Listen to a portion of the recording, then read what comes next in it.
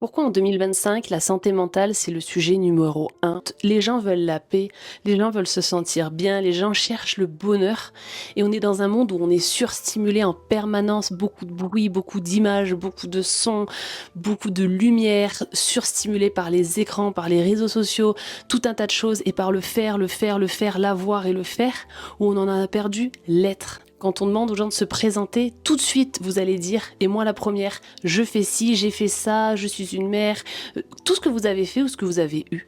Mais si je vous demande qui vous êtes, ça va être très dur, vous allez devoir aller chercher cette réponse. Et c'est la raison pour laquelle, quand on perd son boulot, quand on change de maison, quand on perd son couple ou son statut, on se retrouve perdu parce qu'au final, on s'accrochait à ça, notre ego s'accrochait à ça et on sait même pas qui on est au fond de nous.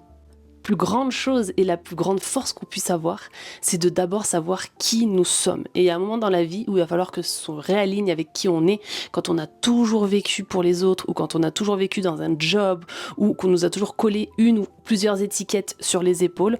Au bout d'un moment, il faut se reconnecter à soi pour savoir vraiment qui on est. Quand tu sais qui tu es, je peux t'assurer que tu te sens trop bien. C'est pas parce que la société ou le monde d'aujourd'hui nous dit de faire et d'avoir qu'on est obligé de suivre ces codes. On peut faire et avoir, mais ça nous empêche pas d'être. Et tant qu'on sait pas qui on est, on pourra jamais savoir où on va parce qu'on pourra jamais réaligner notre boussole. La vie change. À 20 ans, on n'est pas pareil qu'à 30 ans, on n'est pas pareil qu'à 40 ans, etc.